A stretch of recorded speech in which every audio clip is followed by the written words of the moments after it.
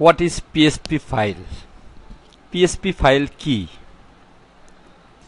PSP ফাইলে মূলত বিভিন্ন ধরনের টেক্সট, এইচটিএমএল ট্যাগস এবং বিভিন্ন স্ক্রিপ্টস থাকে। অর্থাৎ একটা পিএসপি ফাইলে বিভিন্ন ধরনের লেখা থাকতে পারে, এইচটিএমএল এর কোডগুলো থাকতে পারে, জাভা স্ক্রিপ্টের কোড থাকতে পারে এবং পিএসপির কোড থাকতে পারে। এগুলোই মূলত একটা পিএসপি ফাইলে থাকে। পিএসপি ফাইলস আর return to the browser at plain HTML. অর্থাৎ যখন কোনো ব্রাউজার এই পেজটাকে ব্রাউজ করবে তখন সার্ভার সেই পিএসপি কোডগুলোকে কনভার্ট করে এইচটিএমএল কোডে রূপান্তর করে প্লেন এইচটিএমএল এ ব্রাউজারে পাঠিয়ে দিবে।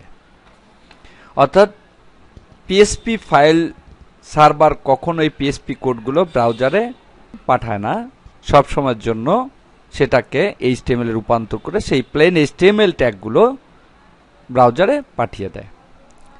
পিএসপি ফাইল কি দেখে চেনা যায়?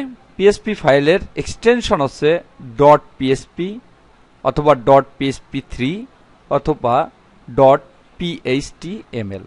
এই তিনটা এক্সটেনশন দেখে চেনা যায় এটা পিএসপি ফাইল। বিভিন্ন ফাইলের অর্থাৎ বিভিন্ন প্রোগ্রামের যে ফাইল তৈরি করা হয় প্রতিটা প্রোগ্রামেরই আলাদা আলাদা এক্সটেনশন থাকে।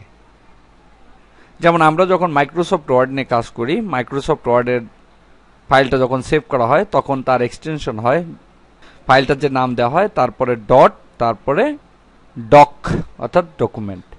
এক্সেলের ক্ষেত্রে এক্সএলএস, ডাটাবেজের ক্ষেত্রে এমডিবি, এরকম বিভিন্ন এক্সটেনশন দেওয়া হয়। এখানেও প্রতিটা ফাইলের জন্য একটা এক্সটেনশন দেওয়া হয়। যেমন এখানে আমি ওয়েব পেজ তৈরিতে বহুল ব্যবহৃত 4 ধরনের ফাইলের এক্সটেনশন দিয়েছি। যদি ফাইলের নামের শেষে ডট এইচটিএম থাকে তাহলে বুঝতে হবে এটা এইচটিএমএল ফাইল, যদি ডট পিএসপি থাকে তাহলে বুঝতে হবে এটা পিএসপি ফাইল, যদি ডট জেএস থাকে তাহলে বুঝতে হবে এটা জাভা স্ক্রিপ্টের ফাইল, এবং যদি ডট সিএসএস থাকে তাহলে বুঝতে হবে এটা একটা ক্যাসকেড স্টাইল শিট ফাইল। এটা হচ্ছে মূলত পিএসপি ফাইল, যা সহজে ডট পিএসপি অথবা ডট পিএসপি3 অথবা ডট পিএইচটিএমএল এই এক্সটেনশন দেখে বোঝা যায়।